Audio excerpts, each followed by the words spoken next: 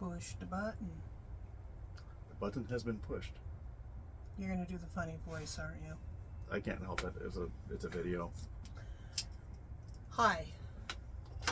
So we're changing the channel a little bit. We'll see how it works. Had a half a thought we should introduce ourselves. Now see, this is the thing. In order to be able to read this, I have to have the reading glasses on. But with the reading glasses on, I can't see the screen. I guess I don't need to see the screen. The screen is not important at this stage. Yeah. So, we're changing the channel. We're gearing up towards possibly doing a podcast. We're talking to somebody and seeing how that's going to go. We'll see. You know me. I'm going to throw spaghetti at the wall and see what sticks. Don't cook your spaghetti that way, by the way. That's not how you test your spaghetti for done. Anyway, title we came up with was Riding the Wave, or Riding Your Wave.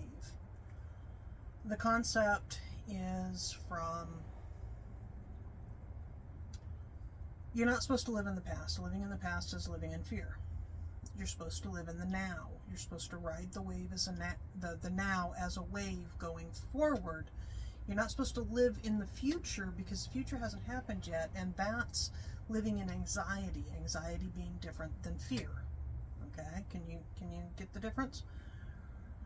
So riding that wave of the now between the past and the future, and just trying to move forward. One of my things that I say a lot is one foot in front of the other and just keep moving. So that's the concept. We're gonna work on that. This will evolve. We have a little bit of an outline to go with, so. Yeah, we have a little bit of an outline to go with. I have notes. So the concepts we're going to work with, and I put them in the description. Life in the third culture. What is third culture? What is third culture to you? Third culture to me is someone who is raised in an environment where maybe you're come from another country, you're raised in a different one, perhaps that you're a military brat or otherwise raised outside of culture. Say if you're raised in something like the Mormon Church or Seventh-day Adventist or perhaps Roma, and then... Or, if I might interrupt... No, of course. Third wave is also used online a lot by mixed-race kids who were raised in one parent's culture but then moved to another. And it's used a lot by refugee kids, adults after being kids. There's a whole bunch of books on third culture kids. It's really worth looking into. Go ahead. And the fun thing with this is we realize and understand through this how many third culture adults there are who were raised in third cultures before it was really a known thing and before there were developed strategies for coping with this and adapting and becoming successful human beings. Okay, so life in the third culture. The next one is a third culture perspective, because when you've been raised in that other, you see things differently. You see society differently. You see society's rules and all that. A lot of those rules just don't make sense. Yeah. The next title is On Saying Goodbye, because, well, I moved 32 times before third grade. Okay, we had a bonding moment a couple months ago. This happens on occasion. It happens occasionally, you know, after over 30 years of marriage, you know, occasionally. But we had a bonding moment because themselves said something along the lines of, don't bond with the pet, you're just going to move. Neither one of us really learned how to bond as children, because there was always, you're just going to move. They're going to leave. Everybody leaves. So you get really, really good at cutting people out of your life because you never really let them in. That kind of stuff. On saying goodbye, on moving, that's the next one. On saying goodbye. Go ahead. Chuck Palahniuk had a phrase on that one in one of his novels about single-serving friends. And when you're raised in a third culture environment where you're moving constantly and friends don't last long, you have them for a little while and they're gone, but you move on, you make new friends. They're single-serving friends, much like that scene in Fight Club on the aircraft. Okay. That's my popular culture I've never moment. seen Fight Club. I've never read Fight Club. Just my comment on that. I do understand single serving friends. It's like work friends, where you're best friends within that context for as long as that context lasts. Okay, the next one is on moving on, or on moving in. I don't know how to move in. I don't know how to unpack. I'm in my 50s and I have never mastered moving into someplace, because the longest I ever lived anywhere as a child was 5 years. Like I said, moved 32 times before 3rd grade. The longest we've lived in one location is 6 years. So it kind of, we've been here for 3.5 years. We haven't moved in yet. We're still living out of boxes. It's just one of those cultural things. You can look at it culturally, or you can use it as just an expedient.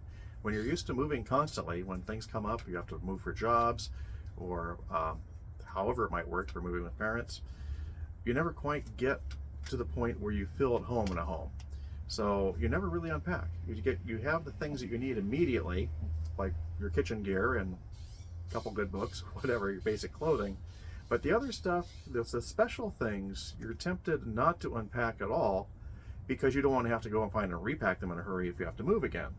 So because the pets get left behind and the toys get left behind, because when the truck is full, the kids' stuff is the last priority. You know? Yeah. Yeah.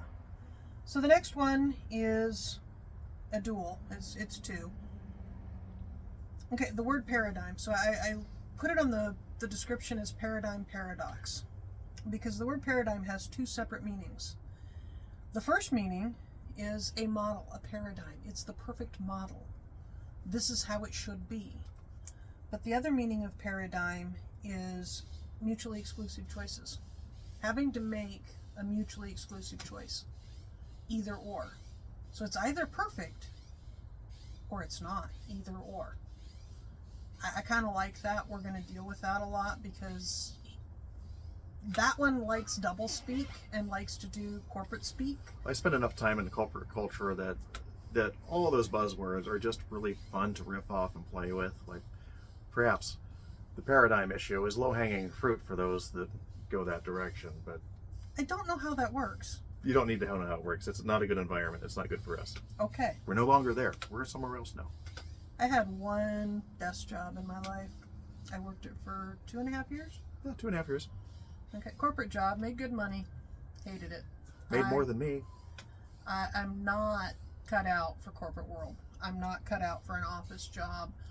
I can't do the office politics. I never went to high school, so I don't have that training for the bullshit. I don't know. Or the tolerance. It didn't work.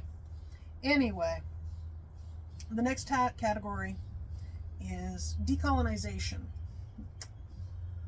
It's a catchword, it's a catchphrase, and I came up with a sentence for it, which is that decolonization is like trying to go plastic free or zero waste. It's a nice idea, it's not really doable. Do I want to decolonize? Yeah. Do I want to go back to primitive Choctaw? No. Why don't I want to go back to primitive Choctaw? I like pants. I like a roof over my head. I like running water. I like voting. Decolonizing, if you honestly decolonized, would remove all that. A point. We were talking about this the other We like day. points. Points are good. We like points. A large number of Native American nations and tribes went to set up their political structure, their government, and they deliberately did not set it up under the U.S. dominant political systems of the day. They set them up as churches with the council of elders and whatnot, sort of like town halls.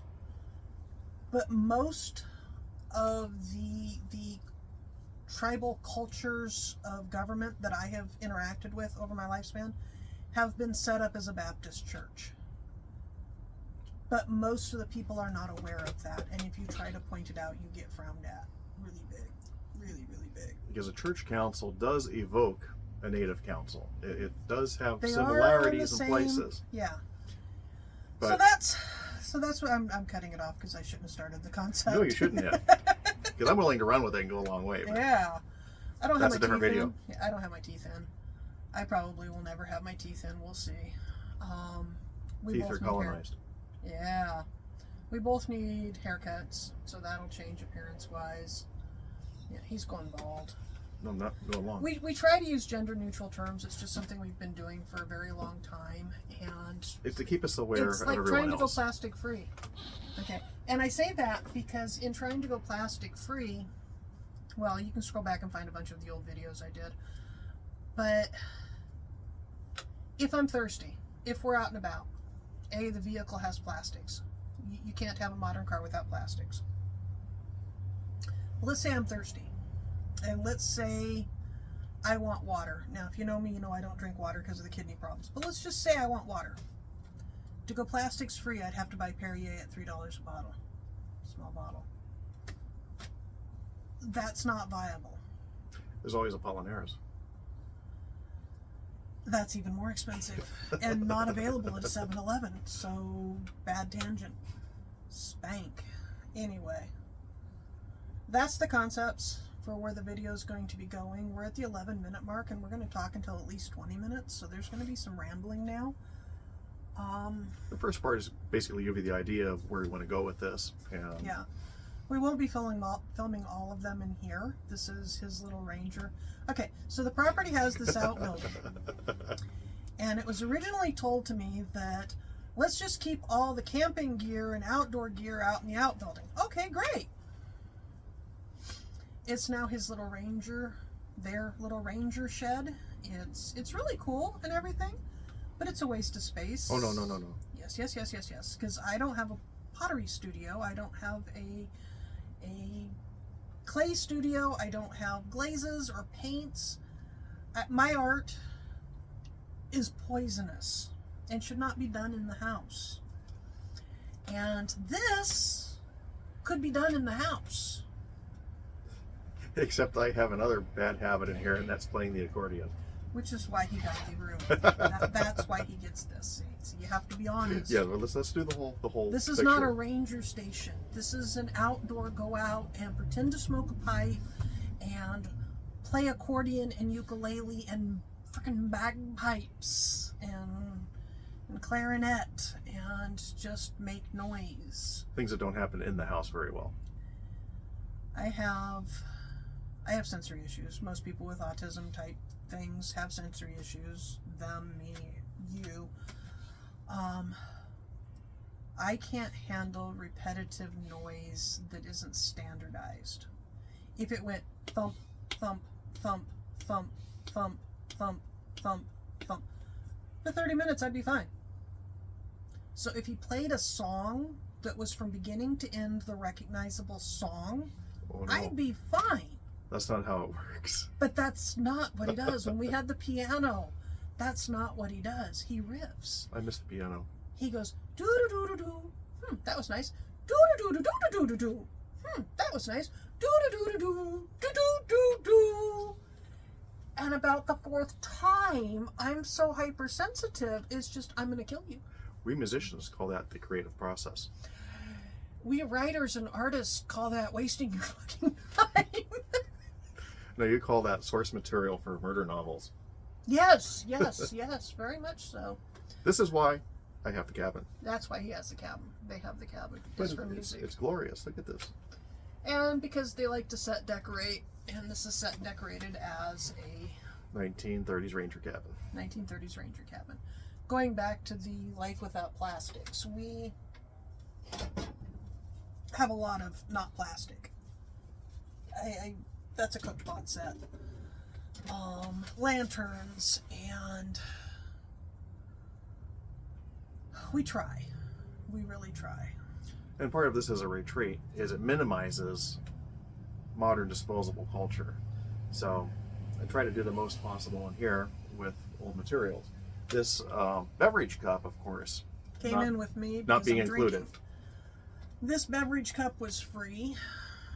It's worn out. It's old. This straws, because I can't drink without straws. And this is how you do plastic. Metal straws taste. Use the same thing over and over and over and over. Okay, let's talk about straws for a minute. So there's this whole thing because of a stupid YouTube video about a straw in a turtle's nose, I think it was, that went viral. that straws are evil. Straws are a necessary medical thing, okay? They're an aid. I physically cannot swallow without a straw. So people go, well, get a titanium straw. That's a good way to break your teeth, trust me. Okay? I don't recommend titanium straws. We'll get a metal straw. Metal straws taste. Stainless steel straws taste. If your beverage has anything acidic in it, they really taste. We'll use a paper straw. They're horrible. No words for the irritation, annoyance, and shittiness of a paper straw. For the numerous inequities foisted upon an individual by using a paper straw. And paper straws taste. I don't want to taste your glue. I don't want to taste the dye, and I don't want to taste the bleaching agent in the paper. I can talk. Only a little bit. Disposable straws serve a purpose. They're disposable because of germs. This is a washable straw, but in order to wash this straw, I have to heat up a pot of water and use a straw thing, and I have 10 of them. It's called a brush. Yes, thank you. I know what it's called. I'm helpy. Helpy. Helpy. Helpy. Mm-hmm. Get used to this. We bicker a lot. It's a secret of a long relationship. We've had people get really, really upset about us bickering, and it's like, this is not anything. Going back to straws. There's a whole process for cleaning them and sterilizing them because they're plastic. I can't boil them themselves. I own a dozen. I think we're down to 9 now. Yeah, we're 9 to these. I bought a particular dozen ones. of them originally, but we're down to 9. 1 cracked. One we used for chemicals. 1 we used for chemicals. Yeah, down to 9. It's a whole process. I'll have to buy more soon. I prefer disposable straws just on the dispose of it, germs. But it's plastic, and that's not a thing. You know, we're trying to be plastic free or reduce our carbon footprint. Yeah, I'm gonna roll my eyes at that one. No human being can reduce their carbon footprint unless they are a captain of industry or a major corporate player. We are neither. Your carbon footprint is microscopic. You have to reduce the carbon footprint of businesses, not of people. The idea is that if you get enough people putting pressure, the businesses will reduce. That's the idea. Anyway, what else? That's most of it. The idea here is that we're going to do a thread on the idea of living third culture and what that means to coexist in a modern world of many cultures.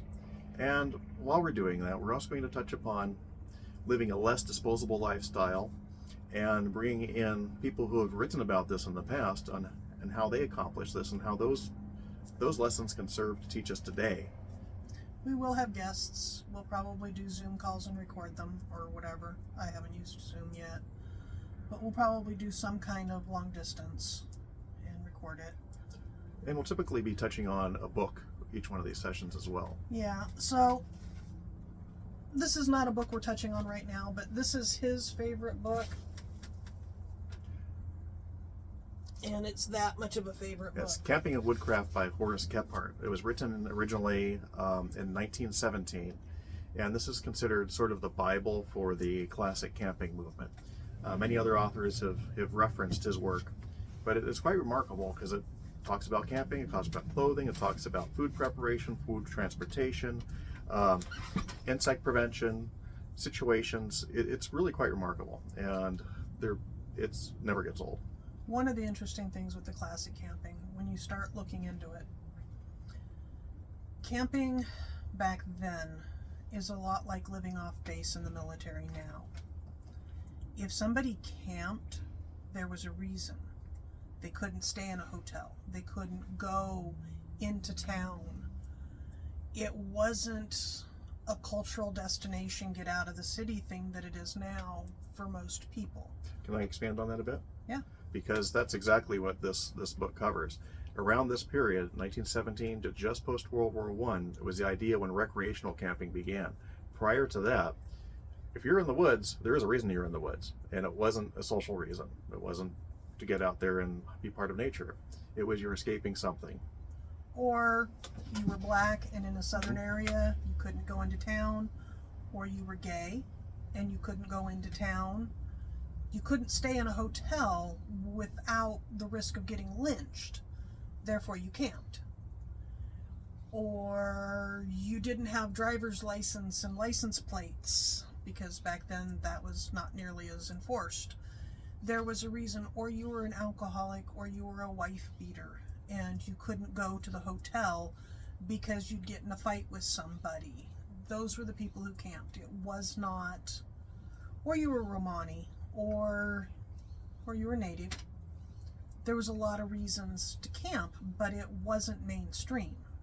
These days, we'll go to a campground and it's full of RVs that cost more than our freaking house. And they have all the electric lights out, and it's really quite remarkable. It's a wonderful little neighborhood, but it's absolutely not what I'm looking for going camping. It's not what we're talking about when we say camping. We do no electric light when we're camping. Yeah, things like that. And he camps a lot more hardcore than me because I have health problems. So I have to have temperature control. I have to have beverage. I have to have something to swallow every couple of minutes or my throat goes really weird. We're working on that too. Yeah, we're working on it.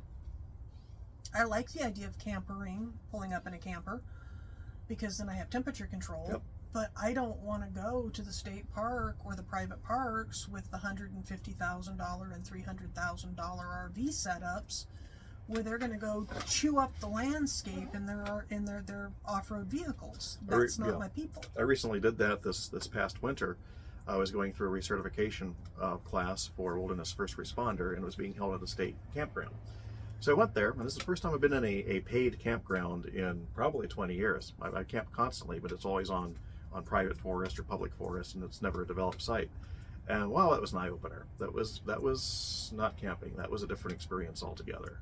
Yeah. And one we'll probably avoid. So when you talk about old school camping, it's not the same thing as modern camping. And the people who old school camped weren't the people who modern camp. So if you look at the old ads, you'll see things like women in pants. In a 1907 ad, a woman in pants. And a necktie. And a necktie. Why? Because she was a woman who wore pants and a necktie. Okay. And they knew their market. They knew their market. And it's not too terribly different now, if I'm not too bold to say. For off-site camping. Right. There's campering, which is campgrounds, electricity, plumbing, sewer. There's boondocking, is the modern phrase for people with big RVs who go outside of the parks. That's where my kids are too loud, I don't want to control my dog, people go. I don't want you talking to my wife, people go. And then there's the kind of camping we do where the site gets scouted a month in advance, and there's 3 or 4 friends, maybe 10, but there's no interaction with anybody else because you're in the middle of nowhere. Yeah, it's just you and who you bring with you. Yeah. You know everybody that's there. Yeah. So that's this book for this time. We're going to go through a lot of books. We're going to deal with a lot of different subjects, and we're going to use the books as touchstones to keep on track. I know that's a difficulty with me. Mm-hmm. Some prepping, some food, some politics, the politics of food, arts, history. Who knows? If we do one of these a week, we got 52 of them to do before we need to worry about anything, you know? And we're going to have some fun with this. Yeah. And if anybody's interested in the idea of the old style camping and woodcraft, yeah, I'd be more than happy to do demonstration videos in this fine little ranger station. He wants an excuse to do demonstration videos. I say too much. I say that in every video. But that's your trademark. Oh. We're good with that. That's much better than you know. You know. I think that's drawing us to an inevitable close at this point. Anyway. We're only at 24 minutes. That's about right for an introduction. Okay, that's our introduction. We're going to come up with some catchphrases, some intros and outros, catchphrases, because the really good channels have the same intro every single time and the same outro every single time. I'll be working on some of that. But right now, it's just really a pleasure to have you with us and join us on this little adventure as we try and hammer through some thoughts on third cultures. Yeah. Sometimes we'll film in the yard itself. Sometimes we'll film in the house. It varies where we're going to film depending on temperature. Sometimes we'll be on location. Sometimes it'll be on location out at the beach. You know, or up in the mountains. Might be going up to Warm Springs to visit his friend there. We'll figure it out. We're going to have a lot of fun. I'm glad you're here. Yeah. Now somebody has to stand up and push that button. Maybe like this. Go. The black square.